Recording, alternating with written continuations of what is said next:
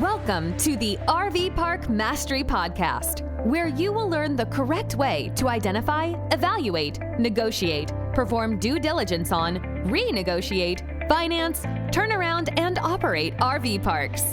And now, here is your host, the fifth largest owner of RV and mobile home parks in the U.S., Frank Rolfe. I've never met an RV park owner that was anything less than proud of the asset that they owned. They loved telling people, yeah, I own this RV park. They would proudly tell all their friends and family of the RV park that they purchased. However, at the same time, you have to weigh the benefits of having a private life and perhaps being a bit more anonymous.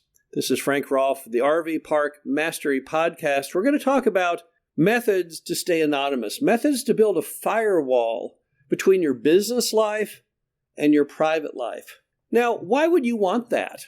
Well, here's the problem. When you buy an RV park, unless you're going to self-manage it, and even if you do self-manage it, you want to have a nice blend of property ownership along with time with your spouse, time with your family, private time, the ability to sleep. You don't want to have to consume your entire life. Most people do not buy an RV park because the intention is they were so bored, they wanted to have something new that could just totally satiate all of their energy. No, most people want the RV park as an investment. They like it, they enjoy it, but they want to have other attributes to their life too. And the problem is if you don't take steps to build that firewall between your business and your private life, then it will overwhelm it.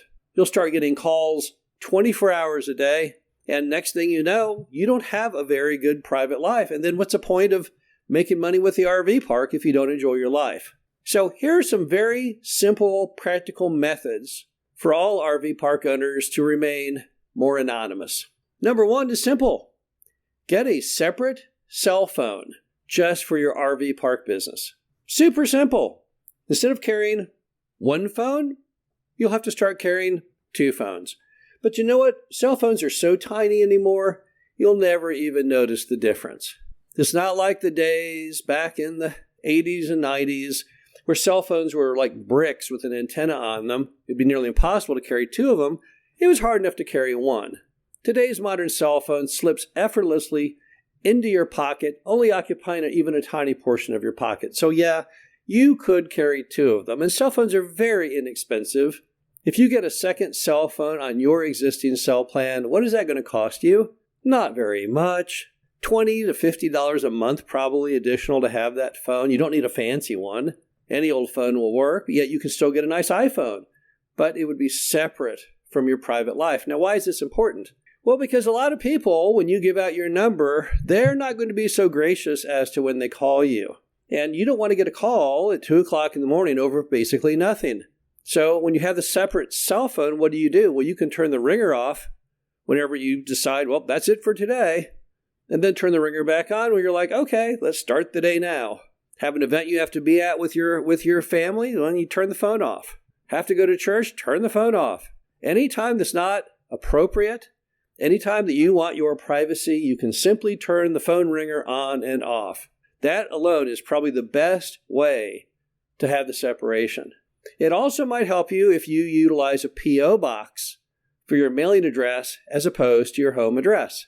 Now, why is that necessary? Well, people will send you things from time to time. If you give out your home address, you know the drill. In today's internet, anyone can find anything if they have your address and your name. So better yet, maybe don't give people your address. If you don't have a business address, just create one. P.O. boxes are crazy cheap, not expensive. Every city in America has them. Every small town has one. But if you separate your cell phone where you have a business phone and a personal phone, and you turn the business phone off at the same time every day, or anytime that you prefer, and you take all your mail for the RV park through a P.O. box, well, then right there, that's the best two steps I can think of. But here's some others. When you're out on property, and if you don't self-manage, you have a manager on the property, don't use your last name.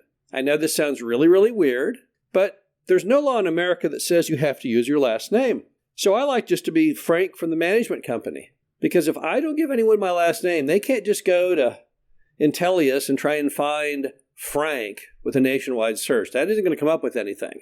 You got to have the last name in there. And we all of the time give out our last names, I think, because we were classically trained as children to do so, maybe in the roll call in school or whatever. But you don't have to. You could just be Frank from the management company. There's no law that says, oh, no, here's my full name. In the Army, if you get captured, you have to give them your name, rank, and serial number, so they do have a law on it.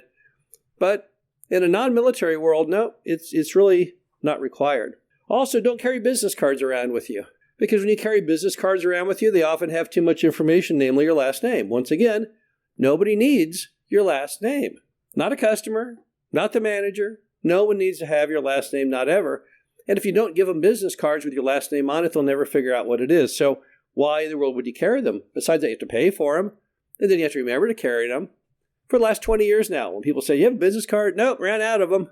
Well, who are you again? I'm Frank from the management company. Here's my phone number, which of course ties to my other cell phone. Also, you always want to be from the management company. You never want to be the owner of the RV park. Again, it's good to be proud. It's good to have an ego. It's good to say, this is my property and I'm proud of it. But the problem is, what are you getting from that? And sometimes you're going to give up your privacy if you go around all the time saying, I'm the owner. When you're from the management company, you're never going to get as much pushback from managers, customers, or anyone, because you don't seem to be the decision maker, and people don't tend to press as much when you're not the decision maker. So just being from the management company is probably a good way to do it. And don't ever tell anyone, hey, I'm the owner. Also, don't ever get too friendly with the manager if you're not going to self-manage. If you self-manage, it doesn't matter. But if you're not going to self-manage and the RV park is just an additional asset you own, additional income stream, then don't get too friendly with the manager. That's where a lot of things go bad, because when you get too friendly with them, you drop your guard, and then suddenly they do figure out everything about you, and that only can cause you problems. So you want to have a good business working relationship with people, but if you need friends, don't look to your RV park manager for that. Find friends outside of work is probably a good way to do it. Also, if you are a non-resident managing owner, then it would behoove you not to show up at the property when you do show up in a fancy car or wearing fancy clothes. It's probably not going to help your RV park if you show up in a Lamborghini. Even though you're proud of that Lamborghini, I would suggest you take the worst car you own. I have always used either a pickup truck, then I had a Jeep Cherokee, now I have a Dodge Challenger, but I've never gone for really high-end cars, simply because it sets probably a bad standard for the manager, and it may offend people, and so just drive a normal car and such. And then finally, one of the best moments in life, if you truly want to separate your business life and your personal life with an RV park, and you may not be able to achieve it on the first one, but if you have at least two of them, you may want to hire someone as the layer between you and the manager, because that takes you completely out of the loop. Then no one's looking to you. Nobody calls you. The chain of command is, if there's a problem in the RV park, they contact that intermediary shock absorber person, and then that person talks to you, but no longer do you converse with anyone in the field. Now, the downside, of course, is you may not get a lot of information flow when you do that because it's filtered, right? So that's a problem. If you're going to do that, you're going to have to go out in the field and see your properties more often. You might want to be much more watchful of social media reviews, things like that, because you don't want to have someone tell you, oh, things are going great when they're really not.